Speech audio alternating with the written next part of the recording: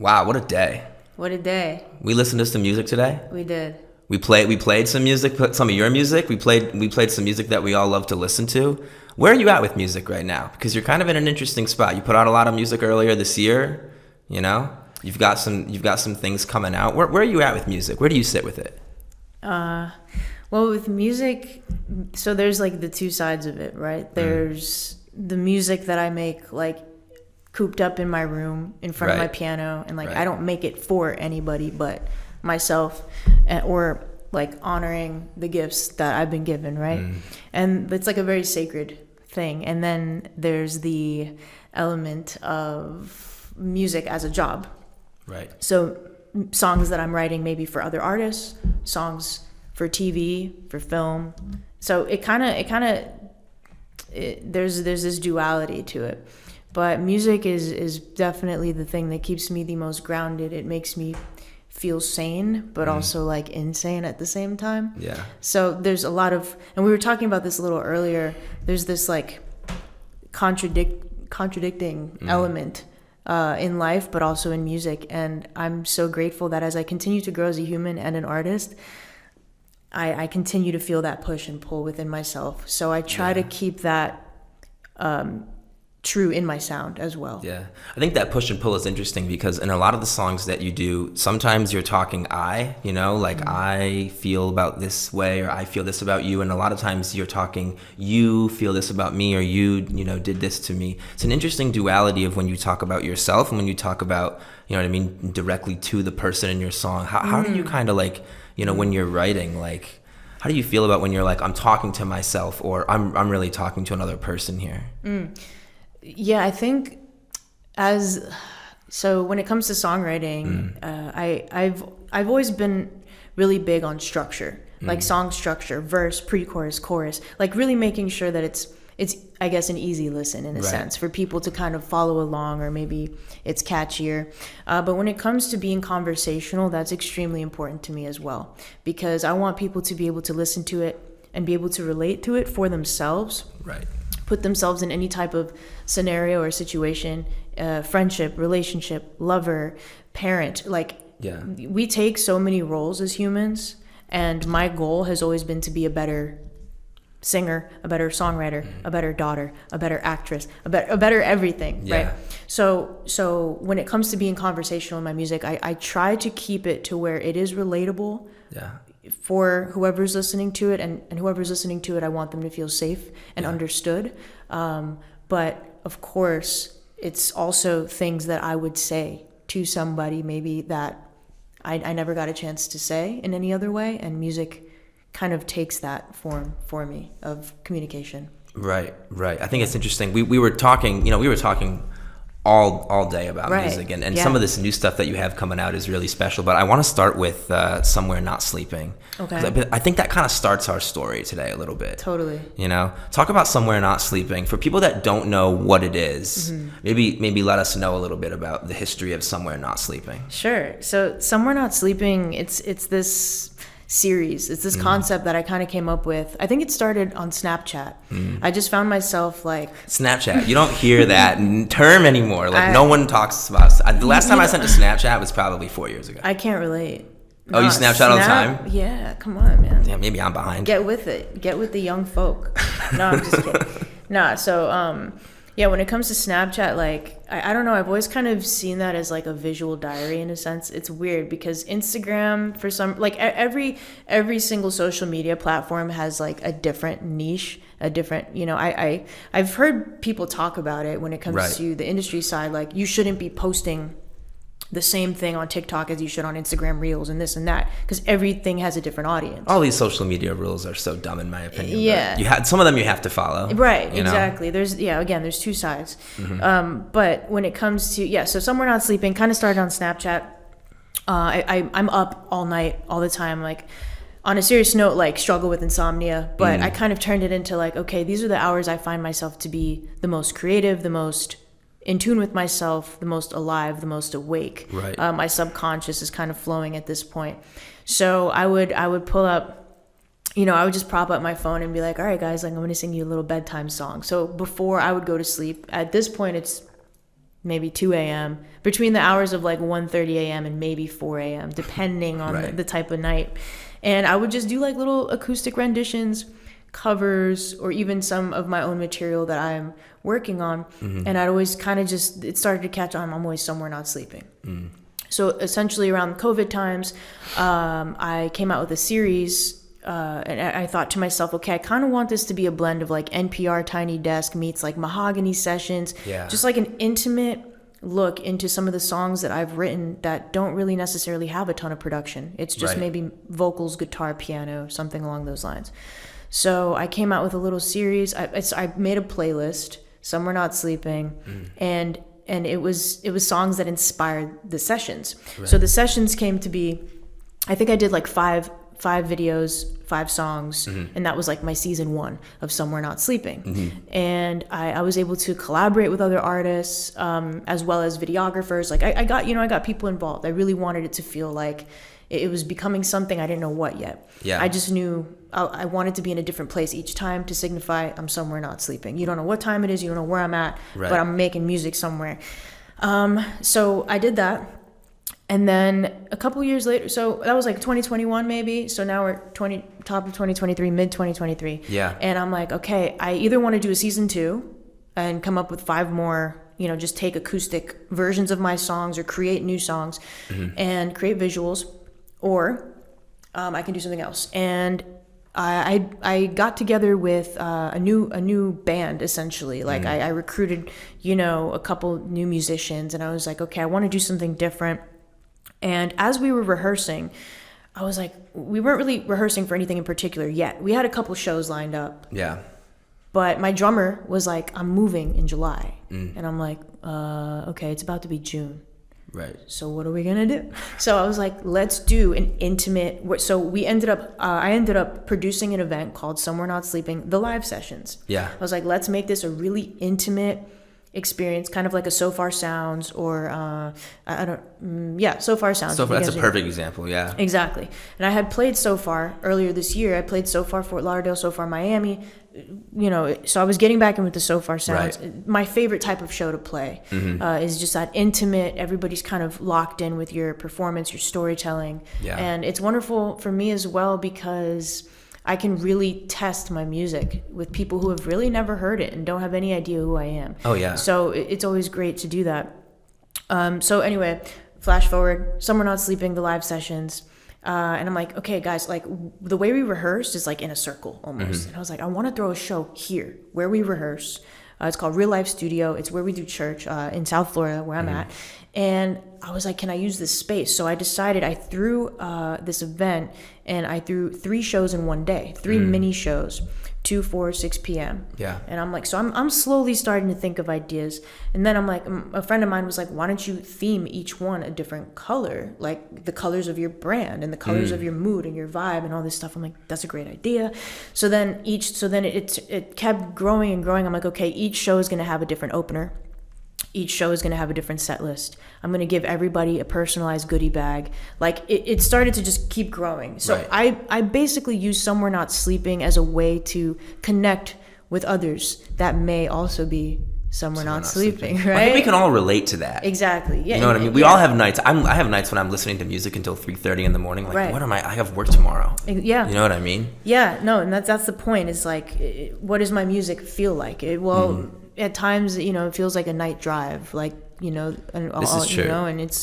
And it's you're seeing like the neon, like the traffic lights reflecting in like the puddles on the street, like really intimate details I wanted to kind of bring forth to amplify my music. And I think Somewhere Not Sleeping, we were talking a little about songwriting earlier today. That series of songs, Somewhere Not Sleeping, really focuses on your songwriting prowess. I mean, you're really talking about things that people can relate to. And I think we were saying this earlier, like good songwriters can write a song where you can listen to it one way, but then 30 different people can interpret it differently. You know what I mean? Yeah, definitely. That's beautiful. And that's really cool. I think, what is it about maybe the Somewhere Not Sleeping sessions in particular that give that feeling off? What do you think it is about those songs? I think the rawness of it, it's not like overproduced, Right. you know? Because No- I listen to it and I'm Yeah. thinking about exes or whatever. I'm thinking about, do I call my mom enough? Like, you know what I mean? I'm sitting Yeah. there thinking, how are my relationships with Okay. people? Right. No, and that's good. And that's what it's supposed to, I'm sure that's the feeling you want it to evoke. Definitely. Yeah, definitely any form of introspection and reflection. Those are things that come naturally to me as a songwriter, that I want people to feel like it's okay to be in tune with their emotions, Right. and even the emotions that sometimes we don't know how to articulate. So I think the intimacy, the rawness of the recordings, they're not perfected in certain capacities, where like normally, I make records, I want them to sound clean, Right. top to bottom, Right. concise. These ones kind of have more leeway. Like, I want you to feel like you're sitting in the room with me, or you're sitting in Right. the garden with me, or you're sitting at a campfire with me. I think that's why the intimate show idea was so cool. Right. Yeah. No, You know? thank God. And I you put honestly, yourself, just yeah. like how you were recording them, you said that's how I want them to be presented. 100%. You Yeah. know? So, I mean, yeah, I did have a band. So we did have elements of like, we have sample pads. We have really cool, we had MIDI. So we had things that did make the actual sound. Basically, my goal was for people that have seen me live before, that they're seeing me and hearing me in a way that they never before have. And Yeah. for people that have never seen me, have no idea who I am, to feel like they were impacted by the performance. So Yeah. it was very concise, mini shows. So I kept it.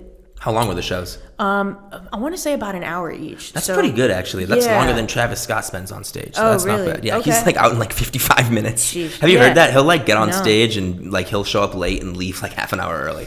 I've heard of artists doing things like that. I don't like I that. don't know. Performance, the art of performance is a really big deal for me, because recording art, of course, Right. you want people to feel, similar. But when your favorite artists are good live, or even better live, I feel like that's something I've always strived for, and Yeah. I resonate with.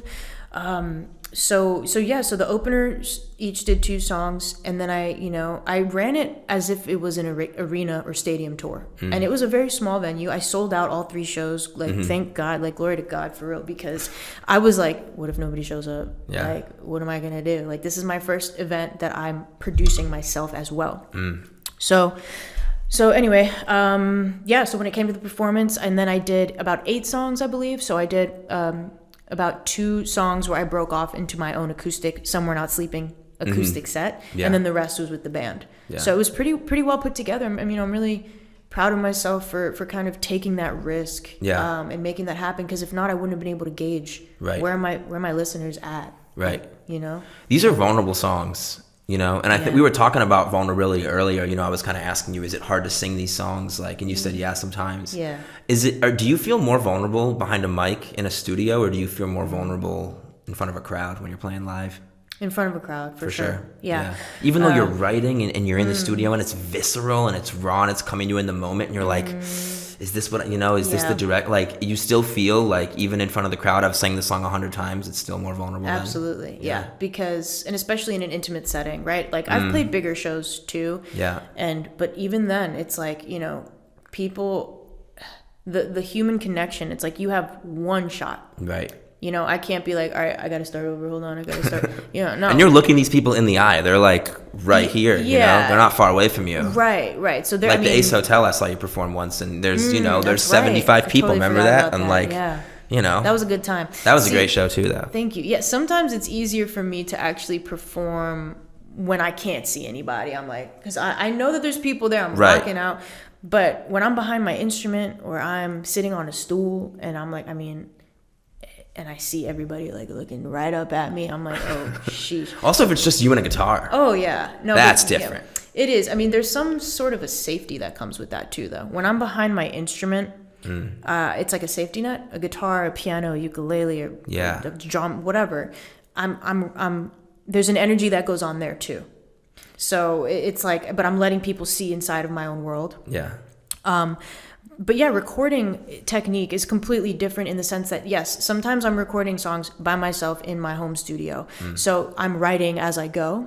But at this point, I know what sound I'm trying to evoke. I know what I have to do vocally in order to attain a certain sound. But it's like as I record myself, I'm comping.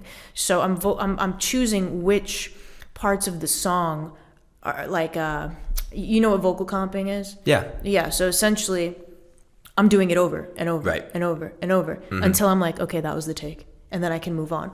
Now, if somebody else is engineering me, it always depends. Like, Right. you know, if it's a home studio, if I'm where I'm at For sure. recording. But either way, it's a different thing I'm accessing. So Right. definitely live performance. When those words leave my lips, it's like, am I gonna cry right now? Or whereas if I'm recording, I'm like, all right, I need to take a sec. All right, let me come back, you know? Right. That's a good way to say it, actually. Yeah. You know, you only get one chance to do it when you're live. What do you think is the biggest thing that your fans learned from you, or that new listeners learned from you after listening to Somewhere Not Sleeping? Probably, I mean, based off of the Somewhere Not Sleeping songs that I have out right now. Yeah. There are some songs that are, you know, a lot of my stuff revolves around love.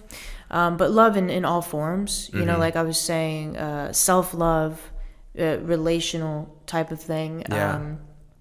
So I have this one in particular. Well, actually, so there's Worth It and Letting Me Down. Yeah. Based off, those are very much reflecting on my mental health. And, you know, the times where I've gone through serious, you know, depression or anxiety that I faced, especially, again, around COVID times. I mean, a lot of people, you know, talk about how difficult COVID was of a time. Obviously, not just the physical illness if you unfortunately got COVID, but also the emotional, mental, spiritual turmoil that everybody had to feel, whether or not you were directly affected by COVID itself. Like, so that really set me into a spiral. And so those songs in particular are a lot about mental health and being kinder to yourself, and reminding yourself that you are worth it, regardless of the, you know, again, the spirals or the regression or things that we have suppressed that are now surfacing. Yeah. But then there's songs like the other ones, I think, Feel, Consider Me, and then there's one other one, in the Somewhere Not Sleeping. Trying to remember. Know Me?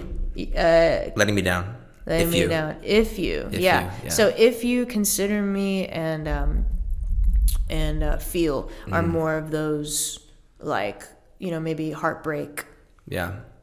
Like, if you asked me to stay, I would. I'll stay. Yeah. I'll stay. Or like, you know, we can talk about how we feel. It doesn't have to be difficult. Right. So, you know, a lot of those, it's crazy. And I think too, sometimes songs come out of me that I'm not sure why or how. Right. And then I'll be playing it later on, whether it's recording or playing it live, and in that moment it strikes me exactly why I wrote the song.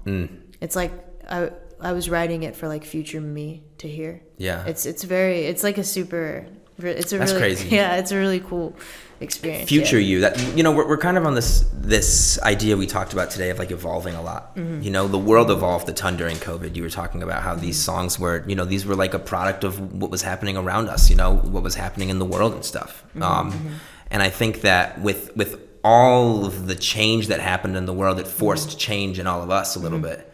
You know, and you're kind of talking about finding your new style, finding your new sound, this evolution into this maybe next stage of Carolena. Sure. Talk a little bit about maybe some of this music coming out in 2023. There's a new attitude to it.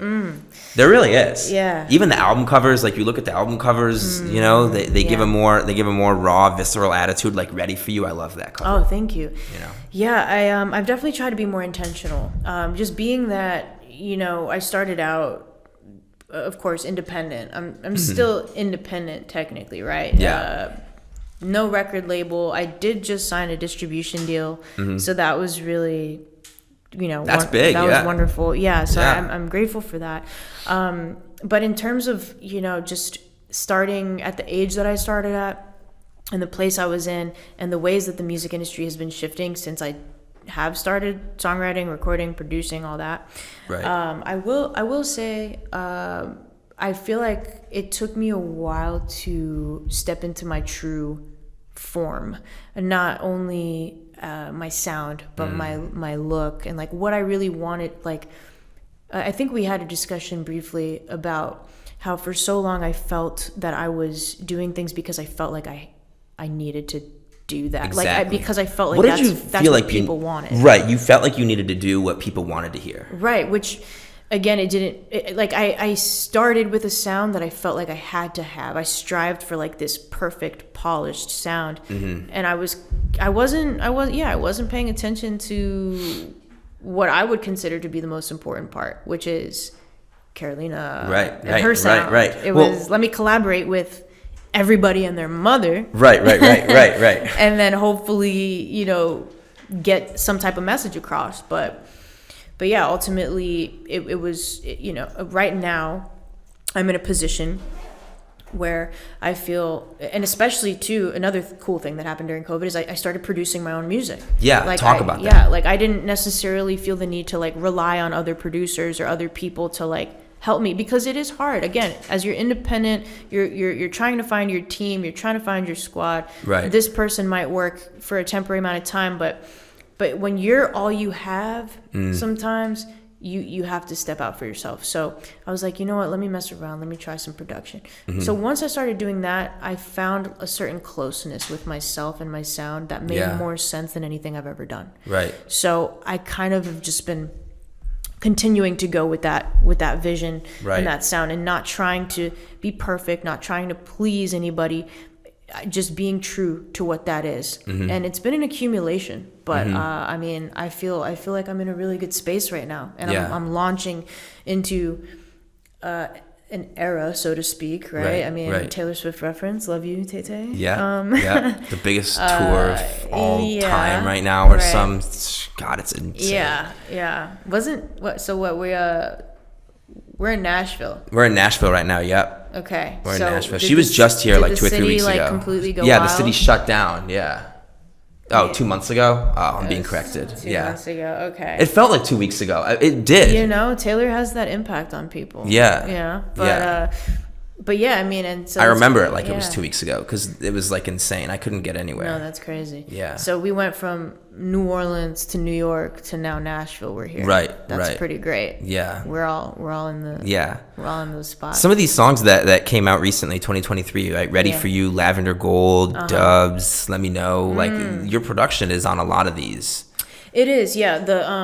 Some of them, a lot of them again are collaborations. Yeah. So like, and it just kind of happened that way. And can't that be how you find a new sound too? Like working with other people? I think in a sense, yes, definitely. Like I dig a lot more into my R&B roots when I am collaborating, because a lot of people like, will hit me up for a feature or a collaboration, or like, I really want your spin on this. I want your verse on this. I want your pen on this, which is totally cool.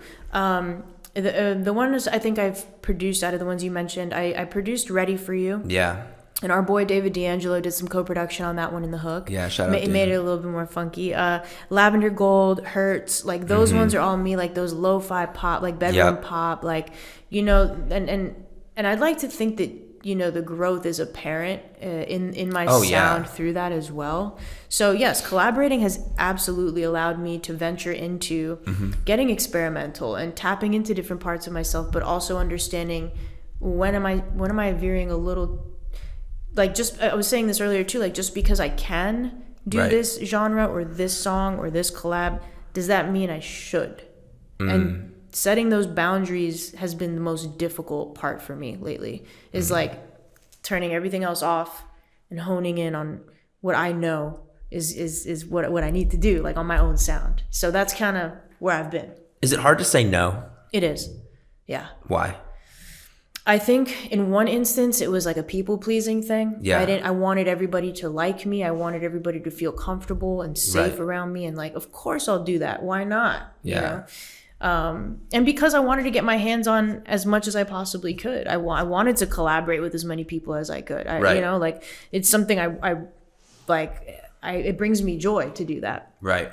But I think, again, after a certain point, I realized I'm spreading myself very thin. And so, but it is difficult to say no, for that reason. But I will say that setting those boundaries has opened so many doors for me. How can artists set boundaries like that?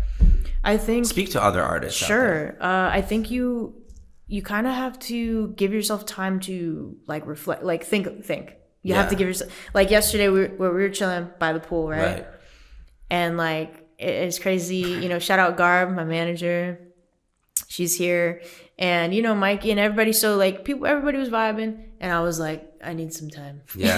So I went and, like, I literally stayed to myself. And I was like, this is the first time I've allowed myself to, like, think or not think in a while. So I think when you honor your energy and you're selective with your energy and your own inner peace, and you do the work that you need to do, you start to realize what serves you and what may not serve you, or who's kind of sucking my energy dry. Right. You know, who's real, like, you start to see people's intentions. You start to see things more clearly when you operate from a place of betterment within yourself. And I think that that's like the thing I've been focusing on the most.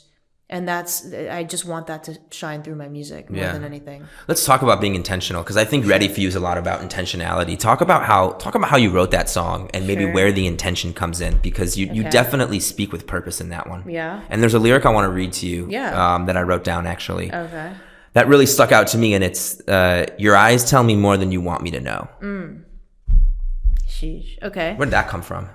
Well, I feel like a lot of people try to hold back sometimes when you're in a new interaction, more specifically, where it's like you're kind of playing it safe a little bit. You're trying to figure out where you stand with somebody, what somebody's intentions are with you. So all of these things, you know, and Ready for You was more of like, it can be interpreted in many different ways. Even when I listen to it, I'm like, oh, I could apply that to this situation.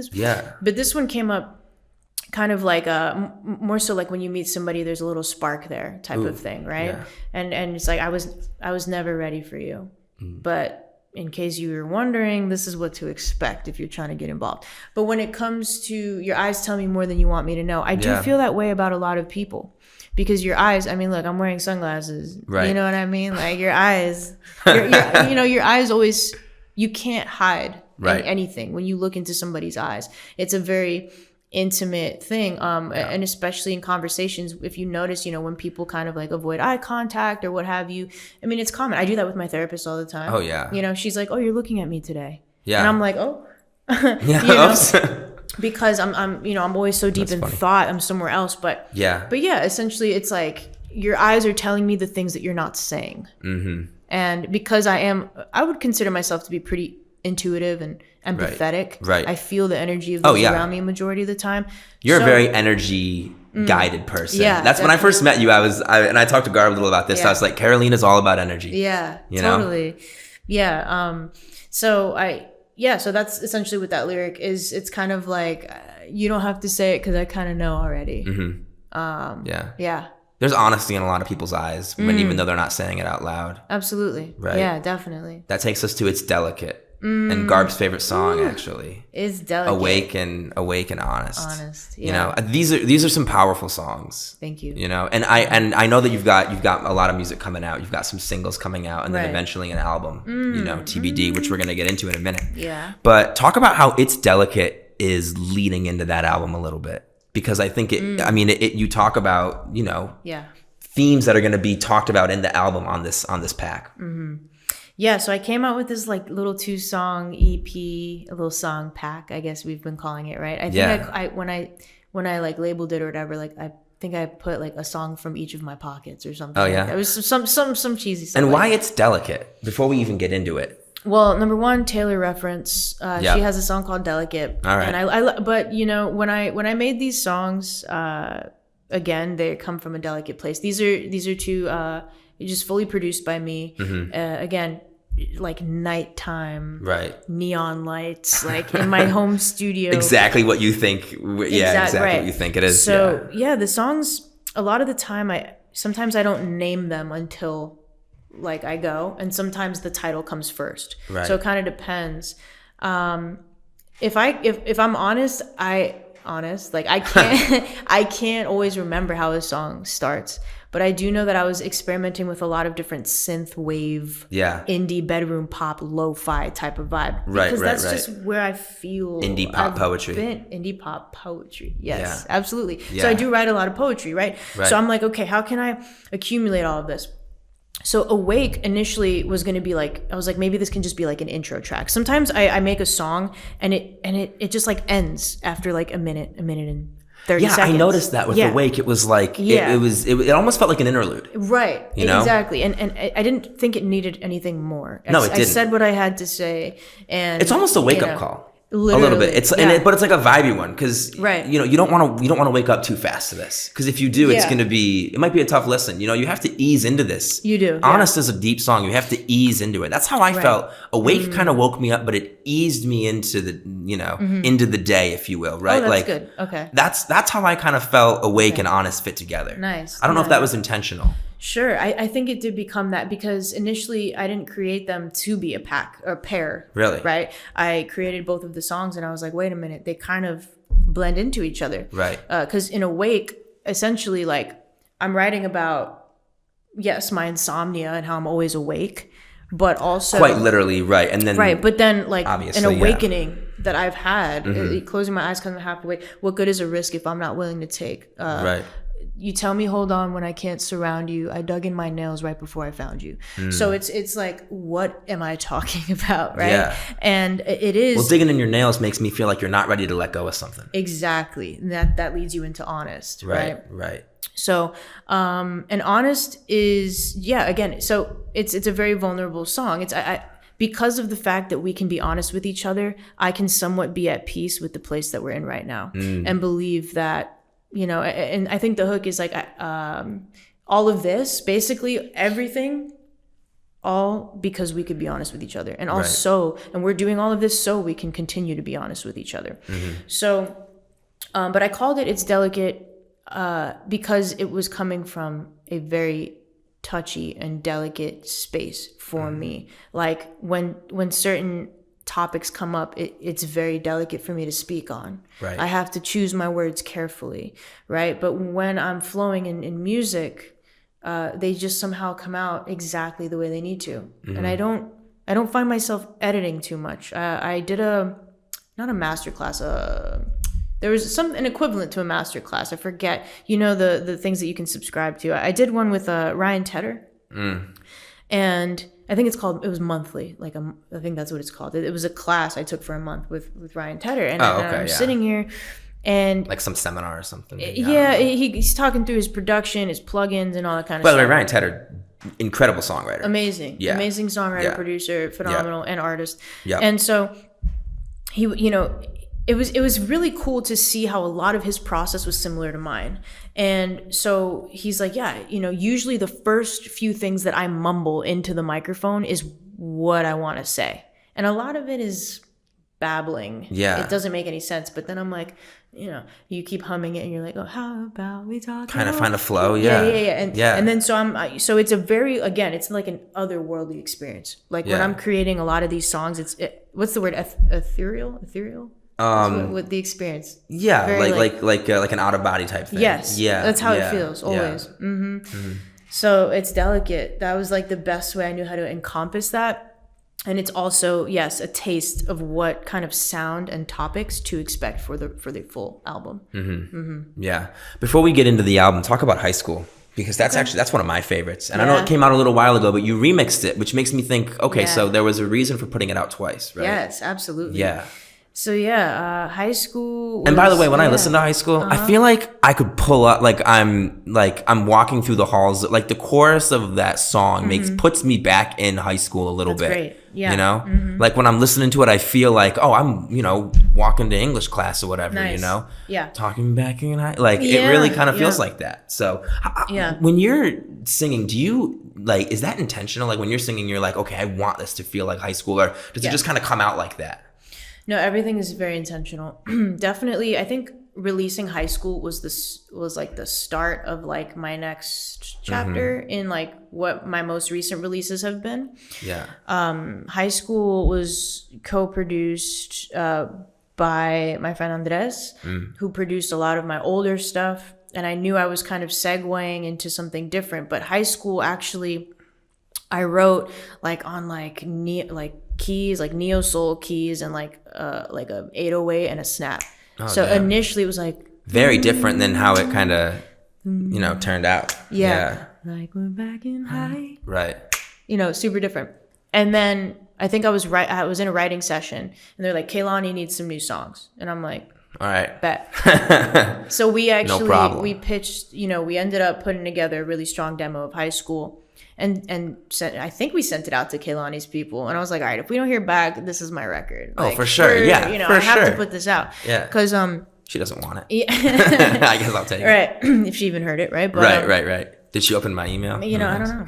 I don't even know where it went. But to be honest, yeah, so High School definitely always had a very nostalgic feeling for me. It does. Even for me, yeah. it gave me that. Because it made me think back to high school. That's nostalgia. Yeah, and I wanted people who maybe are fresh out of high school or have been out of high school for a little bit or really been out of high school for a long time. Right. People who have never been to high school yet, excited to be in high school. People who are still in high school, like, yeah, I do have those experiences. So I really think everybody could somehow like have this like tangible thing with high school. But yes, that one was intentionally nostalgic. The lyricism, the vocal approach, you know, but that one for sure was just, it's so much fun. I love performing it too, because I'm telling a story. Everybody can really envision themselves in that space. And I love that type of thing. And it's just a feel good song. So, it is. It is a feel good song. So. You know, the one thing, like we were talking a little about this today, is that in my opinion, Carolina needs more feel good songs. Yeah, you know? Yeah. You know, you sound like my dad. My dad, one day, he was... Oh, I sound like your dad, great. Well, no, one day, like, I think, I don't remember what instance it was, but we were, I think he was helping me with something, like hang up, like, that big neon sign that I have. Oh, yeah, that is dope, by the way, yeah. And he was like, your songs lately, they're very melancholy. And I was like... but that's where I'm at. But that's where, you know what I mean? I was like, yeah, I'm kind of... Yeah. Depressed as fuck. Right. You know, like I was really going through it, like on a real note, you know? So I just kind of was like, yeah, you know, that's where I'm at though. And like, and I said, you know, before I kind of would have maybe been a little defensive, but in this particular situation, I was like, yeah, no, that's exactly where I've been. And and I'm glad to be able to express that. And right. I'm happy with where my music is at. Yeah. But I agree, like there, you know, a few of my collaborations, for example, stuff with music makers, the company that I write with for Sync. You know, those are the chances I can be on like EDM records, hip hop records, you know, where I'm able to flow, rap, have some fun. And I love those too. So I'm definitely going to make it a point to, you know, mix it up. So absolutely. Yeah, you got to rap more. Yeah, I do. Yeah, I've been told that. If I had a beat, we'd be freestyling today. A little bit. Yeah. I could give you a little something. If I had a beat, we might. Maybe we'll do something. Oh wow. Yeah. Maybe we'll. Yeah, but So yeah, I mean, when it comes to that type of stuff, feel good stuff. I mean, I definitely encourage that because I don't want to just give off like. Everything, you know, sad girl, but right. You know, you're like. But sometimes that's what it is, you know. Like, I'm remaining true to what is inside of me, and what's inside of all of us. And the album's gonna be a little bit like, you know what I mean? Little taste of everything. Little taste of everything, right? Kind of talk us through the album. We were listening to, you know, maybe a little bit of it today, and it sounds so different than you know what I mean. What you already have out, and what you know what 2003 sounds like. It's interesting. 2023. Yeah, I'm like contemplating. You know, we're definitely. I have a lot of different ideas and thoughts when it comes to this album. And it's been marinating for a while. But yeah, it's definitely going to be a reflection of, again, just every difficult moment, but also how do we come out of those difficult moments? Right. So it's almost every phase of it. Mm-hmm. The before, the during, somewhat of the after, and then you have like this element of hope, right? So it really does take you through the human condition, and that's you know, of course, John Bellion. Shout out John Bellion. That's a reference to incredible him. Album. But I do believe that's what I have been experiencing, and I think naturally that's what came out in the songs that we chose to be the track list. So yeah, what's the Carolina condition? Oh. If there's a human condition, what's the Carolina condition? Sheesh. You got to insert like the cricket sound here. Right. I think it's a constant state of. I think it's helping other people feel when they don't know how to about something. Because we were talking about this earlier, like your music it can be inserted when people don't understand what they're going through. You know, like I was talking about this earlier, like, am I calling my mom enough? Like, shit, I don't know, you know? Got me thinking about it. Like, things like that. I feel like you can be inserted when people are like, I wonder how I should, you know, like, I don't know what I'm going through. Right. You know? Yeah. But I know that I'm ready for you. Or I know that I'm trying to be honest. You know what I mean? Yeah, that's the thing. It's like, it's almost like... Or I want to feel nostalgic. Like, what's the Carolina condition? I think it's all of those things. It's being able to be as authentic to yourself as you can be with, like, doing the best, like, showing up in the best way that you know how to in that moment. Yeah. And understanding, like, when it's time to take accountability, when it's time to make improvement, like, when it's time to forgive yourself and others, you have to take those steps in order to go past a certain point. And any time that I find myself stuck, and stuck being wherever I end up, I know it's not where I want to be. Yeah. Right? I have to, again, this mirror showing me the most difficult parts of myself to look at. Right. And I can either keep looking away, or I can look right into it and see what comes out of that. Do you ever feel like you used to look away? Yes. Do you feel like it's what was the turning point for you? What made you, now I'm looking right at it? Is there a song in particular? Is there one that comes to mind? I think Face Deep. The brand new one. Yeah, that one. That's recent. Yeah. So these are recent lessons learned. Absolutely. That one.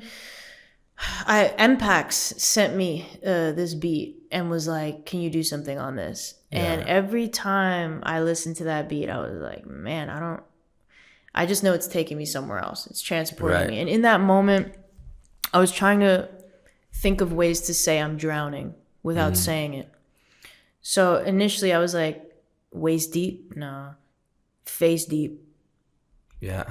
Yes. Maybe something there. Right. Right. So that one really goes into what it would look like in a type of situation where I'm really going through it. Yeah. But I think coming out of that, I'd have to think about that. Maybe Honest is a good one. Yeah. That really kind of, it takes you to that point of like that hopeful, like it's you know. But going back to your initial question, the turning point, aside from COVID, right? COVID also brought on, like, you know, I went through a really difficult breakup, and that woke me up, and then that was something that really shook me, like, hard. Oh yeah. So that played a big role in it, and then as time progressed, of course, doing therapy, doing work on myself, things like that. I love therapy. Me too. It's big fan. An honest blessing. Shout out, Linda. Yeah. So through all of these things, right, and then through making more mistakes, and every day. Yes, and then through doing things that put my soul at peace, and I was like, okay, I'm starting to see the fluctuating here. Right. So through all of that. And then finally, I'm releasing 2023 hits. I'm releasing a song a week. Yeah. I'm like, I got enough music. I got this. Let's do a song. Let's pull a Russ, do a song a week. Okay. And then. And that was going for a little while. You were doing it. It was. Yeah. And then, boom, I crash. I have a bunch of health issues. Right. And my mental has now trickled into my physical. And now I'm finding out things about my physical that is being affected by my mental, and I'm like, that's not good. I can't keep going this way. I'm not, like, I'm young. I cannot let these things happen to me. So finding out basically the root of all of that was stress and pressure that I was putting on myself, and again, spreading myself thin and all these things. So I was like, all right, hold up. I need to stop. I need to reset. So that was another huge awakening for me. Does that kind of, did you feel like you were drowning during that? Maybe that's where Face Deep comes from a little bit, because you said that your mental and physical were, you know, kind of holding you back. They were not allowing you to create what you wanted to create. They weren't allowing, you didn't have the energy to do what you wanted to do. Like, you had to deal with what you were going through. Yeah. There's a lot of inner turmoil, a lot of tug of war with myself. But Face Deep is honest about that, you know, Yes. like you're pretty forward about it. Like, Yeah. and you know, we were just talking about it right before we, you know, press play here. Like, Yeah. you know, it does, like, I told you, I didn't really get it at first, but then you told me, I'm drowning in it. I'm like, oh, it totally makes sense. Definitely. I think it comes from a lot of different places in your life. And again, when you're trying to balance a lot of different things, and then on top of that, everything that I feel on a regular basis is amplified constantly. Yeah. And so with that being said, Especially as an artist, when you feel like you have to write about everything. Right.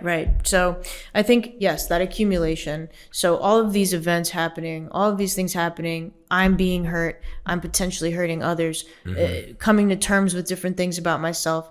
Really, that growth spurt, I think, has led me into this space that we're at right now. Yeah. Most excited for from now to the end of the year? Wow.